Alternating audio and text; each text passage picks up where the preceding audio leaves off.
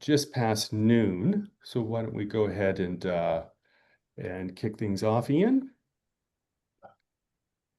So I'll go ahead and open us with karakia. Mā te rongo ka mohio, mā te mohio ka marama, mā te marama ka ora. From listening comes knowledge, from knowledge comes understanding, from understanding comes well-being. Welcome to our webinar highlighting the results of our research project investigating housing solutions for low to moderate income households. Just a few quick points. The slides will be made available after the presentation for anyone who wants them. We're also recording the webinar and this will be posted online. And as time allows, we will answer any questions you may have at the end of the presentation. So please feel free to use the webinar question and answer function. First, I'd like to thank the sponsors of our research, BRANZ, and all the people and organisations that have participated in the project. We had a diverse team of seasoned housing-related researchers working on this project. I'd just like to quickly introduce the team first. Hi, I'm Ian Mitchell from Livingston and Associates. We have Dr. Fiona Cram from Katoa and Dr. Bev James from Public Policy and Research, and Chris Glaudel from Community Housing Solutions. This project builds on previous research completed by the team members investigating alternative housing tenures, housing affordability, affordable housing, either as part of previous BRANZ funded projects or as part of a national challenge building better homes, towns and communities. The goal of this particular research, as you can see, this is getting a bit keen, was to identify issues associated with the delivery of secure, affordable housing solutions for low to moderate income households, which, as you can see here, is perhaps some households is becoming a distant dream.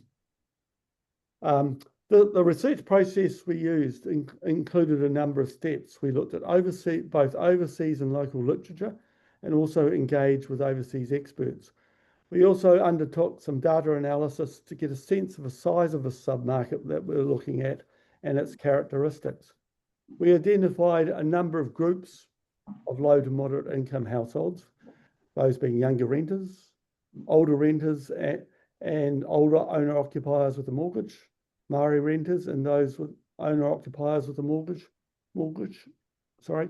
and households that include a disabled person. We talked to 27 market participants that covered a range of different roles across the housing system, providers, developers, investors, and funders.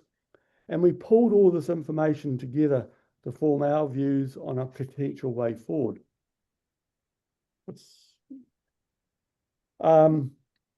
Just a few study parameters. Our focus was on low to moderate income households, typically those earning less than 80% of the regional median household income. These are households which have reasonable incomes but are unlikely to qualify for social housing. And our definition of affordable relates to the income of the household, i.e. paying no more than 30% of household income in rent. In recent times, we've seen people talking about affordable rents being 80% of market. And although those are more affordable than paying a market rent, it's a bit like the accommodation supplement, better than nothing, but not large enough to have a significant impact on market outcomes. And the same for affordable ownership. We're looking at paying no more than 30% of household income and mortgage costs. Just in terms of results of our overseas literature, reviews, it's always challenging to draw a direct comparison from overseas markets and relate it directly to New Zealand. However, a number of general themes emerged. There's no silver bullets out there, unfortunately. And New Zealand's situation is not unique. A lot of other countries are experiencing exactly the same trends. And to paraphrase one UK author, under the current market settings, the housing system has delivered costs that are unaffordable relative to the incomes of low to moderate income households, are housing costs too high or incomes too low? And that really pretty well reflects what's happened in New Zealand as well. Affordable housing developments investment returns are too low to attract private sector capital without significant subsidy, and noting that this can be provided in a number of different forms. And it would also, we need a vision of how well we want to house people earning low to moderate incomes, and what's an acceptable standard of accommodation, and who pays, how do we bridge that gap between what the market requires and what households can afford to pay. This is not a niche market, rather it's around 30% of the housing market, and it's dominated by working households. Māori and Pacifica households are overrepresented, and these households are spread around the country, with each housing market around the country having its own particular needs and characteristics. And to some extent, the deterioration in housing outcomes in some provincial centres have been compounded by households shifting out of the two main centres to other parts of the country, pricing locals out of the market.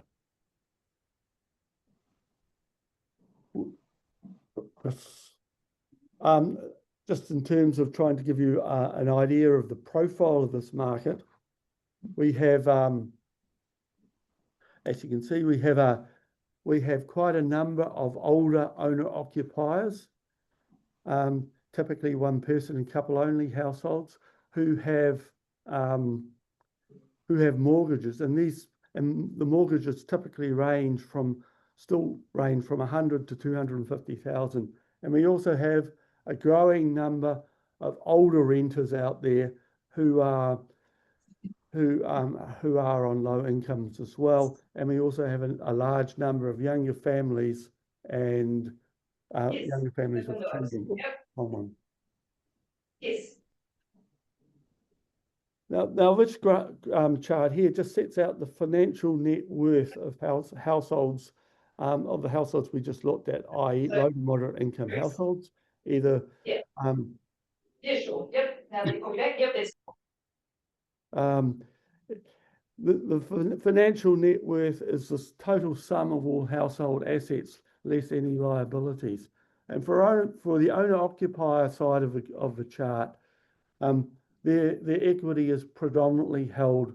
Sorry, their assets are predominantly held as equity in their dwellings. And clearly, the renters have been unable to save and have little or no net financial worth, and consequently, this makes them very vulnerable to any changes in their circumstances. The industry perspectives. My colleagues will talk later in more detail about some of the key subgroup results. However, more general comments include there's growing demand for affordable housing across the spectrum, particularly from older households. Households are getting stuck in renting in the longer term. And although there has been some recent softening in the rental market, households just don't have enough income to pay market-related rents. We have approximately 90,000 low to moderate income renters paying half their income in rent, and 140,000 paying more than 40% of their rent. We also have a large number of nimble, affordable housing providers who are providing innovative solutions in the affordable housing space. However, none of them however, typically they are relatively small compared to the local housing market's needs. Also, developers are reasonably straightforward organisations. They're there to make a profit. And so it's particularly relevant in the affordable housing space: no profit, no development. And in a New Zealand context, affordable housing developments don't provide returns that are high enough to attract that private sector capital. Not-for-profit providers face similar constraints to private sector developers. They need to be profitable and sustainable. In the past, providers have adapted and followed subsidised funding on offer, which has been more focused on social housing rather than affordable housing. Younger renters, general themes. Younger renters make up a significant part of the housing market. Those aged 35 years or less make up around 15% of the total housing market, and those aged 35 to 49 a further 11%. So it's a large portion of the housing market. Around 2/3 of them are paying more than 30% of their household income in rent, and approximately half are paying 50% or more. They have low net financial worth, and Māori and Pacifica households are overrepresented. As you can see from this chart here, the households which are earning, younger renter households that are earning with incomes of less than 50% have very high levels of housing stress, i.e. in some cases 55% of them are paying more than 50% of their income in rent. One parent and one person households are overrepresented, as are Māori and Pacifica households. Potential challenges. These households don't earn enough income to meet market costs. The accommodation supplement is not effective at alleviating or bridging this gap. We have two choices as a society. How do we help these households increase their incomes or lower their housing costs? And certainly for a large proportion of these, although 80% paying 80% of market rent would help them, it's still too high when over 40% of them are paying more than half of their income in rent. Chris. Potential solutions. We looked at the potential of shared equity where households bought 65% of their dwelling and paid no more than 30% of their gross household income in mortgage costs. And unfortunately, the owner occupation was still beyond the reach of most of these low to moderate income households. Households are struggling to pay market rents and would also struggle to pay rents set at 80% of the market. So some form of affordable rental program seems to be the logical solution. However, who pays to bridge the gap between what they can afford to pay and the market returns generated by an affordable rental program and what a developer/investor requires to build more units under an affordable rental program?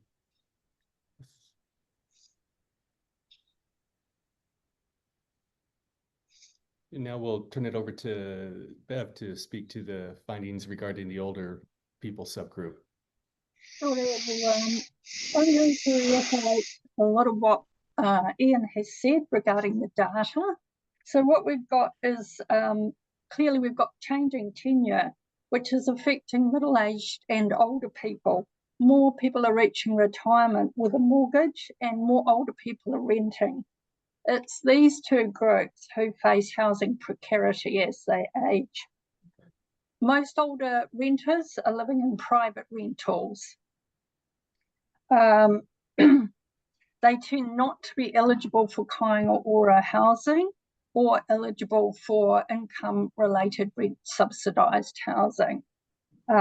They often have slightly higher income and assets, and that puts them over what councils may have in their pension housing requirements as well. With regard to, we talked to 27 organisations, and they generally agreed that older people are facing housing unaffordability and insecure tenure. Some are seeing more older people who are homeless as well. 11 of those organisations were actually involved in some way in housing older people as part of their customer or tenant base. However, only 2 were specialising in housing provision specifically for older people. The others had older tenants as part of their tenancies. Often that was because they had acquired stock and obtained an older tenant base through that way, or they had people who were aging in place, tenants that they had had for many years.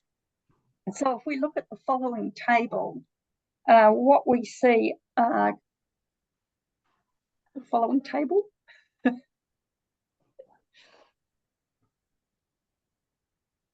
So this shows the considerable numbers of the middle-aged and older households with gross annual household incomes under 50,000 and between 50 and 99,000.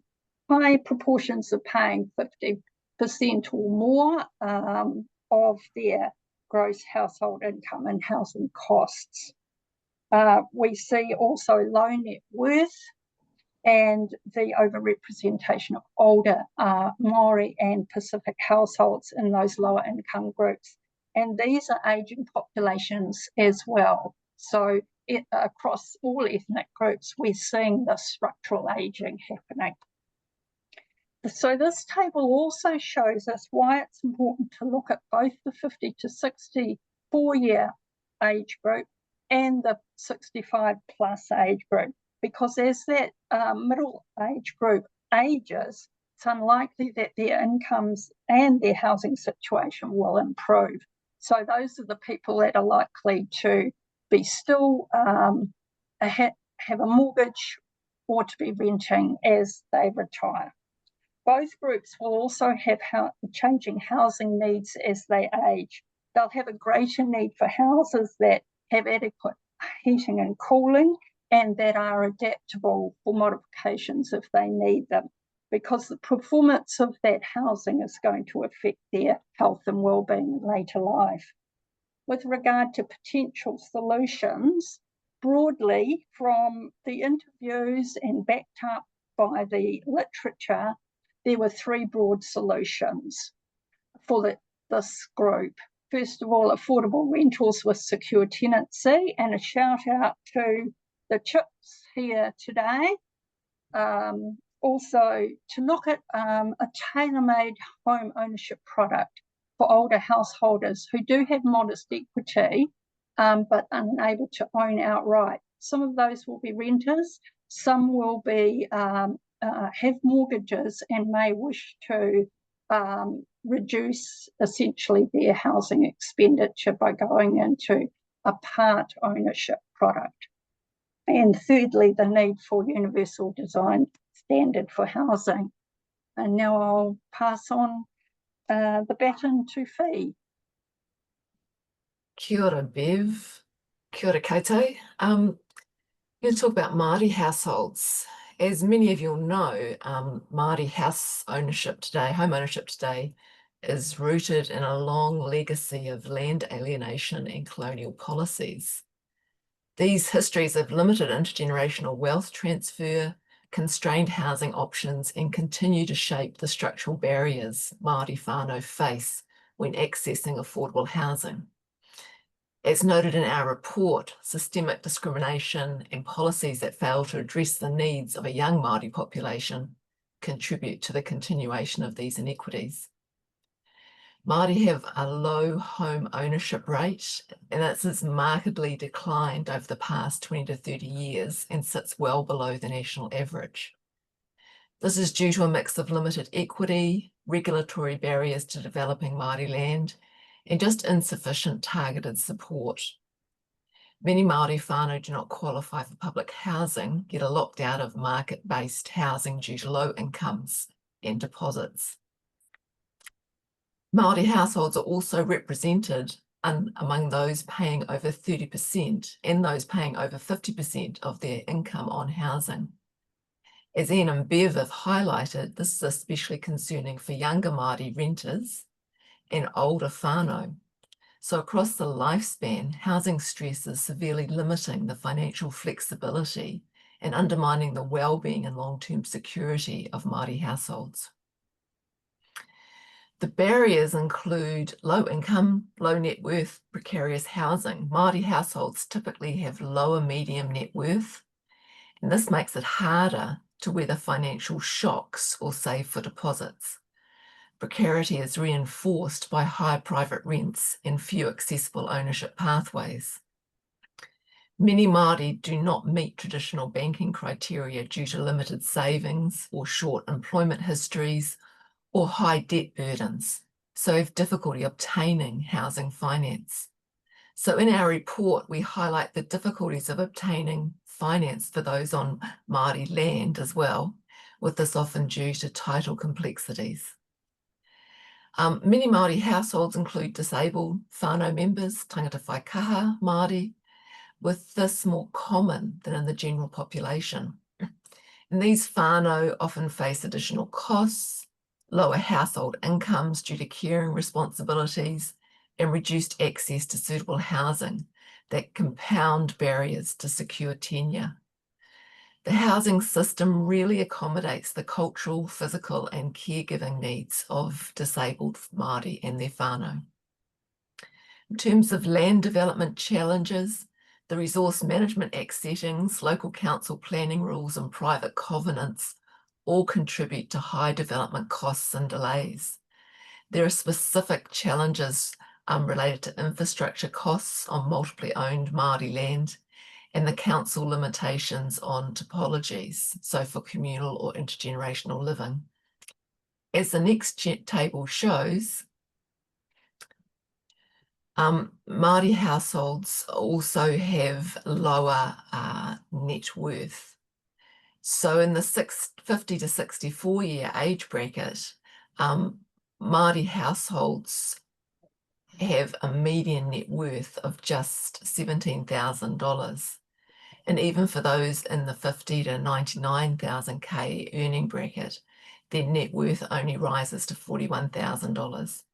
By comparison, New Zealand European households have nearly double the net worth in both income brackets. Older Māori are often at the tail end of those who are able to purchase their own homes thanks to government support. But even then, Māori households who earn 50K or less only have a median net worth of $22,000. And this is significantly lower than European counterparts. While those aged 65 plus with higher earnings still have a median net worth that is half what the New Zealand European counterparts have. The key message from this data is that many older Māori households have limited financial buffers, even with moderate incomes, and this severely affects their ability to manage rising housing costs or access secure tenure options. And when you add into this that many are multi-generational households with caregiving responsibilities, you can see the challenges that many Māori households face. The potential solutions include treaty-compliant housing strategies such as the Mahi framework, strategies that embed Māori partnership, tino rangatiratanga, and this notion of intergenerational well-being. A treaty-based approach is essential to reversing systemic exclusion and restoring mana motahaki in housing. For papakainga development, this is critical for cultural, economic, and whānau well-being. The barriers still include zoning rules, infrastructure costs, lending restrictions, and slow council processes, as I've said. So support is needed to streamline development, facilitate greater access to mortgage finance, and enable locally led design. Councils can play a key role in land use, planning, and infrastructure. We need stronger accountability of those council regulations to whānau, hapu, and iwi responsibilities, and more responsive, agile responses to Māori housing proposals. And we've seen this in some districts, a lot of loosening and responsiveness, whereas other districts are stricter. And there's a need for more financial literacy and debt reduction measures. Many whānau face high interest debt and limited access to trusted advice.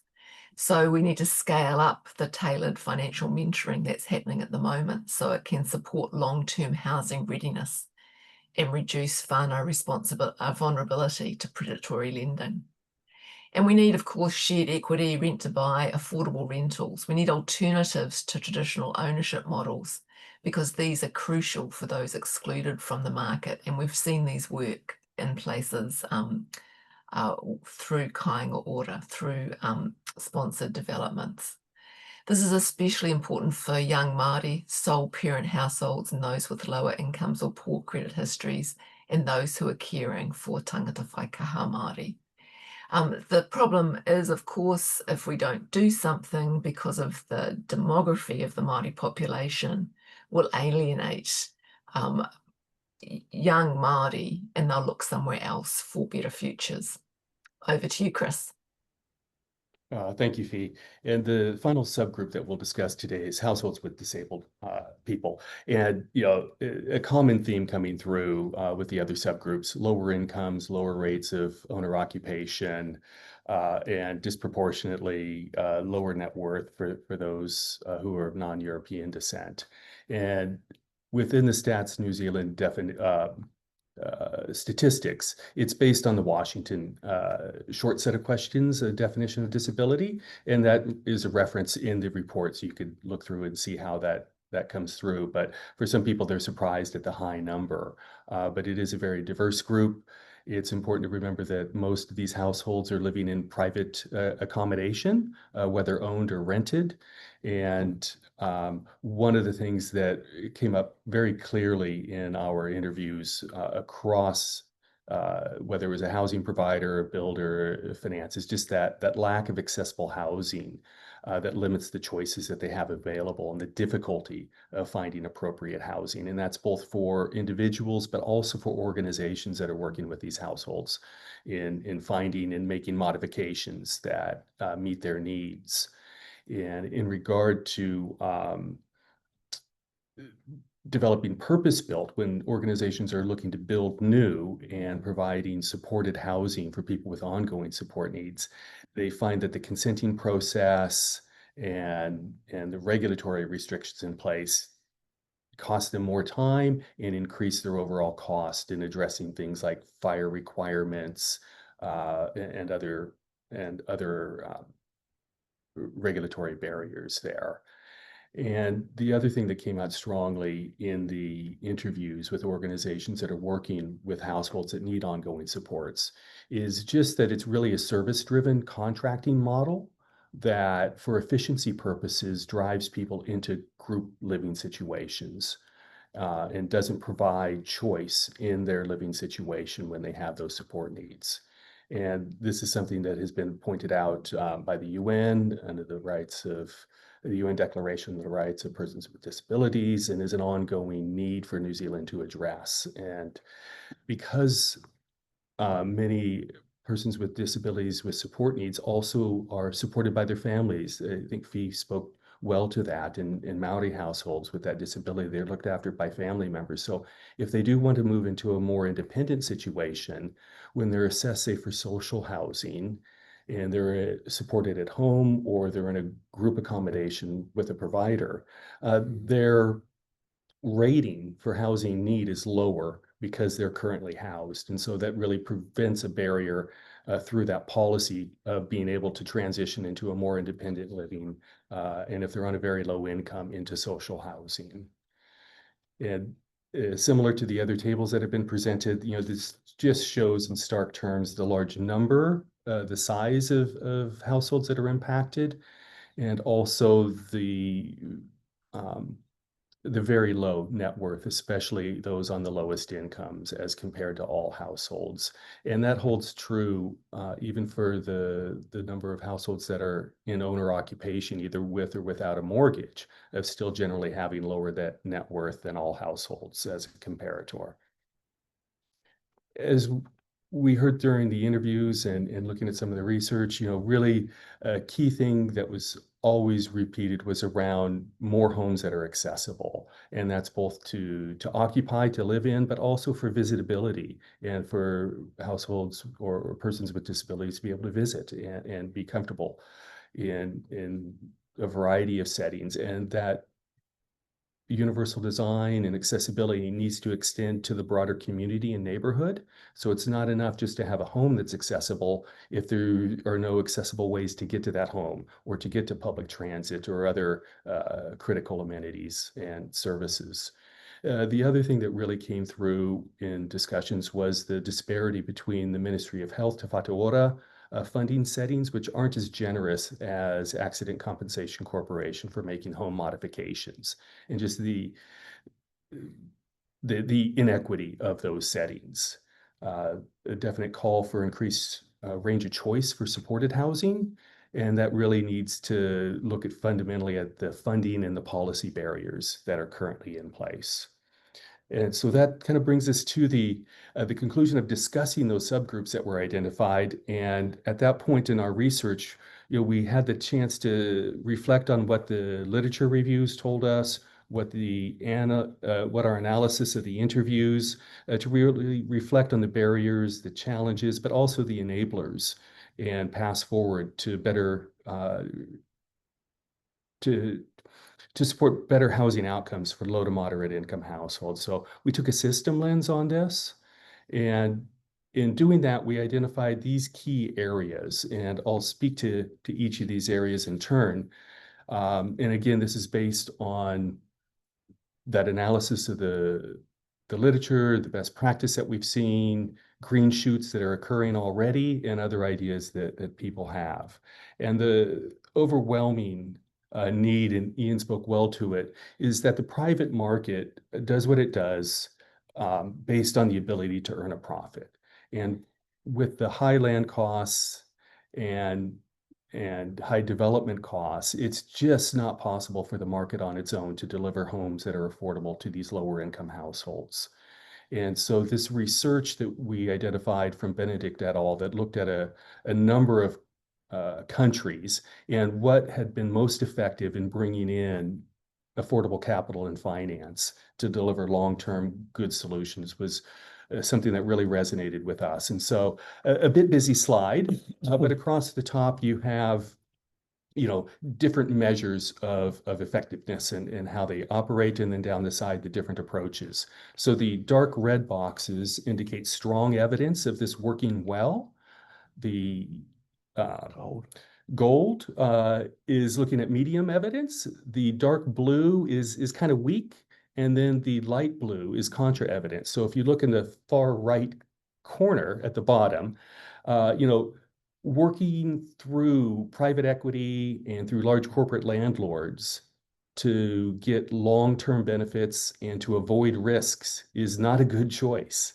And so the things that are working right at the top, government bonds and guarantees. These are proven effective, and across a wide range of these indicators of providing the affordable housing, but also appropriate, so delivering homes that are accessible, the efficiency of delivery, and the longer-term benefits. Similarly, tax concessions were identified. This is mainly out of the US, and not as applicable in the New Zealand context, where the tax system is not used in the same way that some other countries use it to incentivize behaviors. We also heard clearly from participants in the housing system that access to capital, longer term, lower cost finance is a key to unlocking their ability to deliver, both for housing providers and for developers and for financiers. And that government guarantee is a well evidenced effective mechanism. Also, build to rent, as you can see, has a pretty good assessment in how that's worked internationally. It's something that's increasingly being discussed and implemented in New Zealand. And if you combine that with, say, some inclusionary zoning requirements that new units need to contribute a portion of the new units built, or with the lower cost finance from a guarantee or government-backed loan, there are ways that we can put together these tools to deliver the types of affordable and accessible homes that all of these income groups could benefit from. The other thing that we noted is because most of the providers of affordable homes in New Zealand are not-for-profit and charitable organizations. We need to address the equity or capital. And so having capital grants available can help to deliver that in a way that can unleash their potential to deliver more homes. As we move on to the next major category, it was really around the resource management and trying to improve the efficiency of the consenting process, the planning rules, and the regulations. These came up repeatedly in the interviews. People really wanted to ensure that when they brought forward a new development, that there was sufficient land to meet the needs and that the associated infrastructure was delivered in a timely and affordable manner. And what's important to remember is that most of the housing is going to be delivered by the private market. It has to work because if the private market isn't able to develop, it just makes all that much more pressure on lower income households and all that much more pressure on those trying to serve those households because it just drives up the cost further. And as Ian noted, developers are in the business of building homes and will seek to increase their profits. So as we look at resource management reforms, we also need to look at the things that are currently undermining the market's ability to increase supply. And so we need to put in some guardrails to address land banking behaviors and the use of private covenants, which are increasingly being applied on new development areas and limiting the typologies, specifying other forms that increase costs and also sometimes restrict the tenures served. And finally, the importance of having easily available and timely data so that we can measure what the market's delivering and who it's not delivering to so that we can make adjustments over time to make sure that lower income households are benefiting from the changes in the growth in overall housing supply. Related to the resource management, we're around local government processes, the planning rules and regulations and how those are applied. And in speaking with developers and community housing providers who were building, again, recognizing the delivery of infrastructure and the constraints that many councils faced in paying for that. And so looking at new ways of being able to finance and link those together to ensure the timely delivery and that the benefits are paid for over time and maybe not necessarily all up front because of the long useful life of that infrastructure. It's important to better match the timeframes for the payment associated with that. Another thing that came up clearly, and as Fee noted, is the provision of infrastructure for Whenua Māori and really needing to have that available if we're going to unlock the ability of Hapu and Iwi to deliver on their whenua. And we saw with the Whaikainga Whaioranga funding that was an effective mechanism of tying those two components together that are often separated, of bringing the infrastructure and the housing funding into one funding channel. And finally, really incentivizing the use of universal design and accessibility for private homes. I think the numbers in the report show around 2% at most, 2.5% of homes in New Zealand are accessible. Yet we have, 10 times that of people that either have an ongoing need for accessibility or at some point have some type of accident in which they're temporarily needing to have more accessible features. And moving on into the government legal and policy settings, it was mentioned earlier around the impact of the accommodation supplement. So this graph really demonstrates the impact of that subsidy that's paid to households as a demand side subsidy. We're spending over $2 billion a year as a country. And at the far left, the households that are under 80% of the regional median household income for their area. In tan and in red, in tan shows the number that are paying over 30% after or including the accommodation supplement, and the red excluding. So it's a marginal change that's occurring. And well over 160,000 households are still facing that unaffordability. And the next pair under 80% paying more than 50%. So we still have, as Ian noted, about 86,000 households who are receiving the accommodation supplement on lower incomes, yet still paying more than half their income in rent. And that's a real challenge given the scale of what's being invested there. Some of the other things that we looked at are in terms of developing new tenures and new alternative tenures is really making sure that we have appropriate legal structures. So this came up around cooperatives and co-housing, and alongside those having some standardized documents in discussing things with both providers and with other industry participants, really needing something like the Auckland District Law Society's commercial lease, something that's just well known that everybody understands. You don't have to spend legal time and expense on every transaction. So we need to standardize those, and we believe the government has a responsibility to making sure that, say, residential cooperatives have a place and people aren't forced to use a unit title development to deliver those types of alternate housing structures.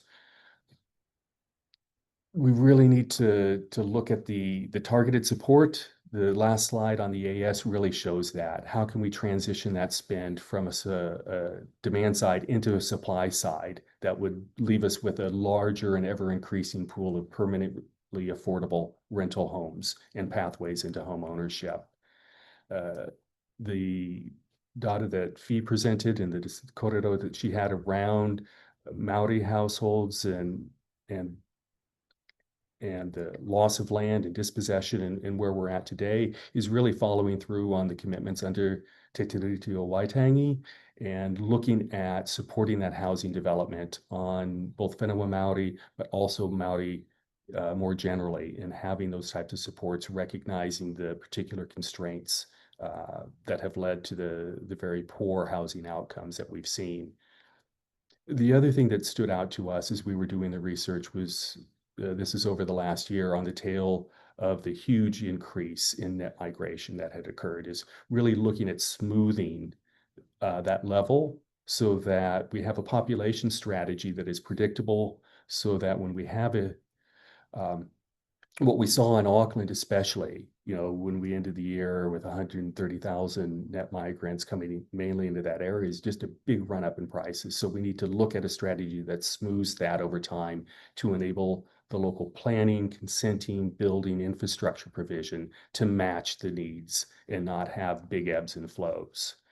And then finally, we see a real opportunity to establish programs to enable older households to both age in place and to meet their accessibility needs. This will, reduce the pressure on the health system and age residential care.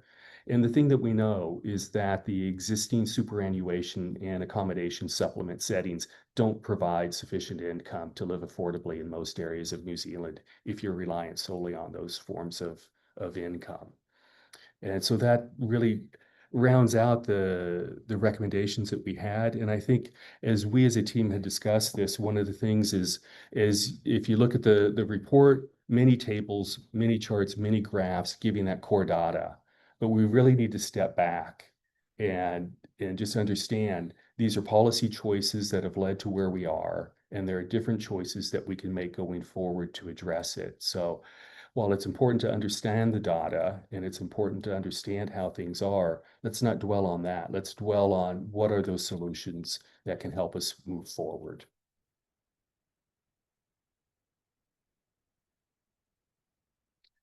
And so finally, for those that haven't dug through and seen maybe the LinkedIn posts or some of the things in the Community Housing Aotearoa newsletter, here are the final reports and the report summaries. Again, these are all available now online, and we'll be sending out these slides and also the recording after this. So at this point, I will stop the screen and see what kind of questions we have in here. Question on the slide from Simone. Simone, kia ora, thanks for joining us. On the slide, industry perspectives, key themes, dot point, place-based strategy focused on local need. Does the dot point mean it's a common approach If so, does the point speak to a lack of centralized push on housing builds? I suppose the dot point relates to the focus, to the need. When you're trying to develop a strategy, it needs to relate to the needs of the local community rather than having a very top-down approach where one size fits all in terms of providing solutions. Each local housing market has its own characteristics. For example, some locations like Western Bay of Plenty have quite an inflow or a requirement for seasonal workers who perhaps have moderate to low incomes who may not be able to cope with the housing costs, same level of housing costs as more permanent residents. Thank you, Ian. Another question just came in. The details on the methodology and the data sources. Yeah, those are in the final report, along with a very extensive reference to the overseas research that we relied upon. And I see, Carrie, you have your hand up. Please take yourself off mute and ask your question.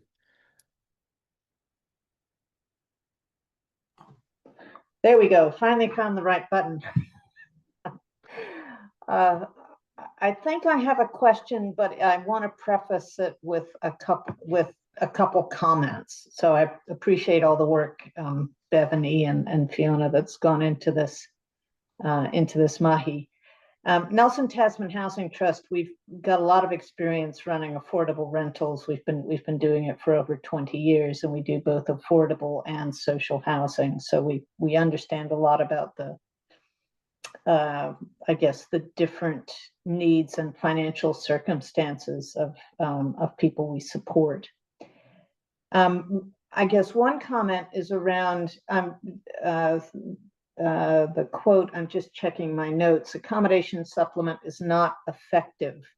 A comment I have is that I think just on its own, that simple phrase can be a little bit misleading. So one of my anxieties under the current government, which is an austerity government, is far out, okay, let's just slash that $2 billion in housing support, which would be a disaster. So I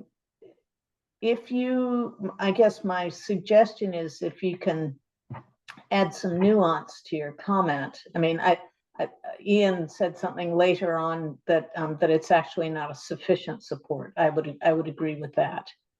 You know, for example, our housing trust, we've got 2 affordable rental developments under construction right now. We're about to finish the first 8 2-bedroom homes, and they'll be there. Those affordable rents will be $400 a week. So, you know, yep, that's 80% of local market for 2 beds. Is that affordable for a lot of people? A limited number of people. So we've had to be very, very careful in our tenant selection to make sure that we've got people with sufficient income, that those rents are pretty close to 30% of their rent. So it's forcing us to serve people genuinely on modest incomes, not on the lowest, for those homes. And most of those people are getting accommodation supplement, and it is helpful because with accommodation supplement of $80 to $100 a week, you know, their net out-of-pocket rent would be $300 a week, which becomes more reasonable if they've got enough income. So just modulate that message. That it's not sufficient. It's not that it's, I mean, it is not effective in building new supply. I think it is effective in supporting a greater number of households. The other comment I'll make is a huge thing that is making it more and more difficult really to deliver affordable rental housing is the sum of costs. So land costs in Nelson have tripled in the last 15 years. Construction costs are up very significantly. So we 20 years ago, we used to be able to build affordable rentals and run them well for a 50% capital grant, 50% of development costs. Now we need 70%. That's crazy. So we need government support and philanthropic support to deliver homes where our borrowing costs are low enough that we can deliver a low market rental. I really don't know how you get beyond that, because all those costs are internationally driven. It's not just New Zealand. So we do need more government support. Thank you. Thank you, Carrie. And yeah, certainly we're in a situation with the accommodation supplement where we just can't turn off that tap because it does support households. But when we talk about the effectiveness, it's really the fact that we still have these very significant number of people receiving it that are still rent burdened. And so if the goal is to make it affordable, we aren't meeting that goal. But yes, any transition away from it needs to be timely, and it can't be a stop-start. Very, very important to cover that. One in the chat, and then I'll come to you, Catherine. Richard asked if there's an indication from the research around wait list numbers for social housing and the time spent on the wait list. And unfortunately, the housing, or this one, it was low to moderate and excluding social, but I know that both MSD and the HUD housing dashboard do have good data and information about the trends of the wait list going back to about 2017 on the HUD dashboard, and also some information about the time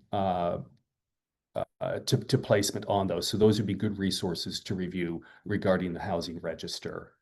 The only challenge with that, of course, is you have to be careful when you interpret that information to make sure that the criteria associated with getting on the wait list hasn't changed over time. Thinking back over the decades, the way one government managed waiting lists, there used to be 4 categories, A, B, C, and D, and so they reduced the waiting lists by getting rid of C's and D's. So some of that data is good, but you have to be careful with it. And Catherine, you have your hand up.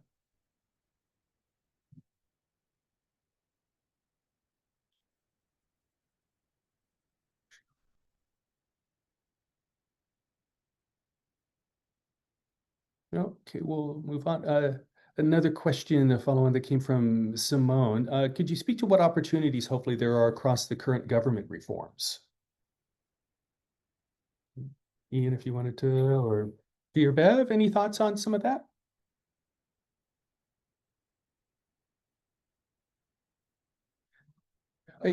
Nobody wants to touch. I guess The opportunities have declined. well, They had some on here, sorry. Yeah, I didn't want to put him on the spot. I guess I was just hopefully. No, I guess, it's a fair enough question and wondering where things are going. I think, we have seen some things. There have been announcements around loan guarantees and bonds. There are announcements around new infrastructure supports, certainly the reform of the RMA, but these really haven't had time to be proven yet. So I think hopeful. I think in anybody working in this sector for decades, as I have, you have to be hopeful. But we really need to see these things bedded in and proven effective. And if they're not, we need to continue to adjust and do things better. Thank you. Can I just quickly ask a follow-up question?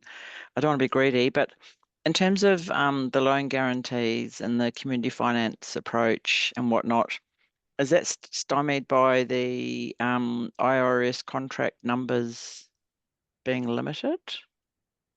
Do I understand that correctly? Or IRS? The volume there around the new build will always be matched because, again, and this is on that side of the social housing that's supported with a long-term contract from government. Yeah, the delivery of new homes is built are built on the funding allocations of new IRR places. So there's a direct relationship there. But what we also know is that there are a lot of existing loans. And so the opportunity to refinance into lower cost, longer term will also add a benefit to housing providers and help organizations like Carrie's to hopefully have a bit more cash flow to be able to invest in future development.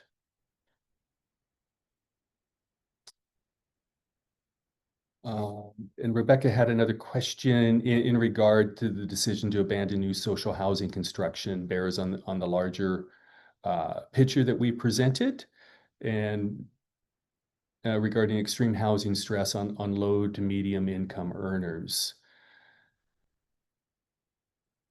Well, I suppose as the population grows, if we aren't growing that social housing stock, it's likely to mean a higher number of very low income households will remain in the private rental market where they are least able to cope.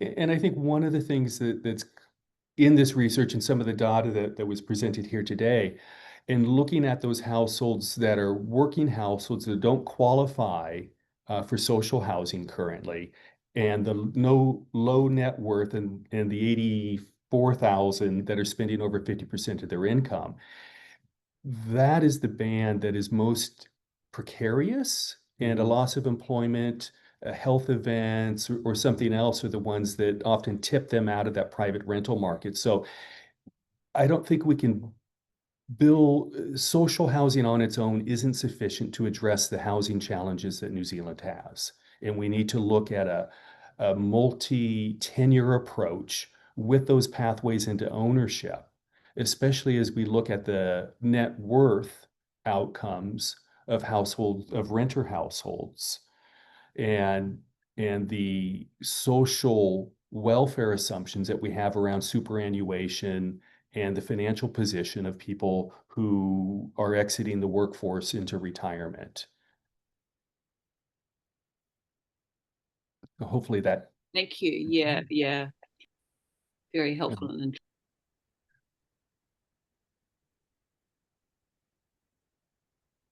Let me see.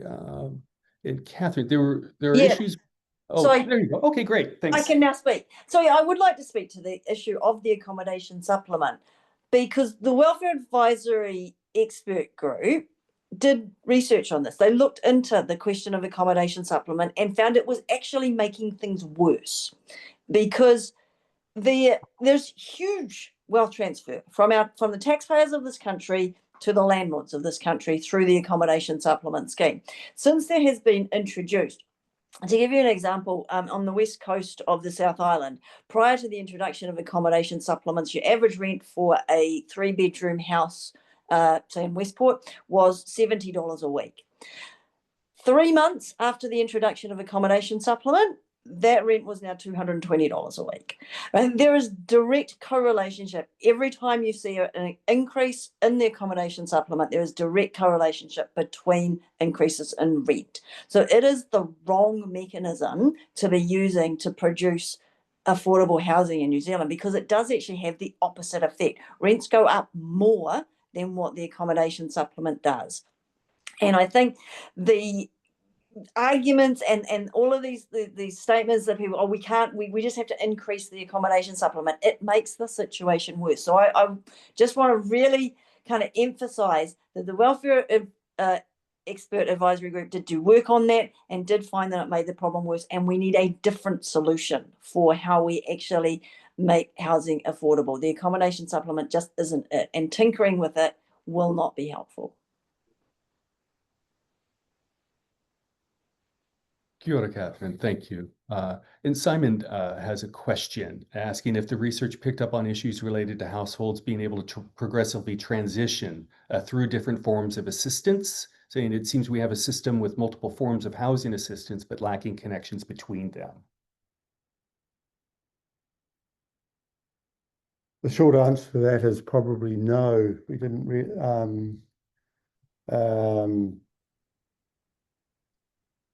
look at in any depth those transitional tenures such as rent to buy. Yeah.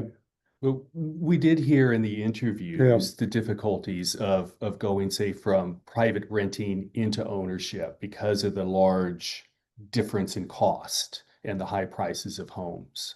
But the international literature reviews and domestic that we looked at didn't focus specifically on those transition points, but it is something that did come up in our interviews around the difficulty or of transitioning from social housing into the private rental market because of the high cost of rents. Kayla has a question. In thinking about that 30% of income measure that Ian, you spoke to at the beginning, and do you think there's a need to move toward additional and perhaps more nuanced tools like a residual income that captures what affordability might mean for different communities? And are we aware of any work in this space in New Zealand specifically? There's a range of different ways you can measure housing affordability and housing outcomes. A residual income approach is useful, but it's very complex, and it's quite challenging to be able to use it in broad market outcomes like this. Certainly, the 30% measure, particularly when you're looking at low income households, provides some real insight into the types of households or the characteristics of households that are struggling to pay their housing costs. Residual income's approach is more applicable when you're trying to look at price points and what different sorts of households can afford to pay. And in that context, Wellington City Council has actually been involved in doing quite a lot of price pointing work, excuse me, around what households can afford to pay relative to market prices. And there was also some work done in the National Science Challenge around that, published jointly by Kay Saville-Smith, Michael Ream, and another chap whose name escapes me at this stage. If you look under the National Science Challenge website, you'll see that. And I think Wellington City Council has published their residual income data as well. Thank you, Ian. And Carrie, you had another comment or question. Just in response to Simon's question about households being able to progressively transition through different forms of assistance. I've looked at this carefully within our now 60 tenancies, and I mean, yeah, ideally we'll take people. I mean, we actively select new tenants from either emergency housing or transitional housing, and they'll move into social housing.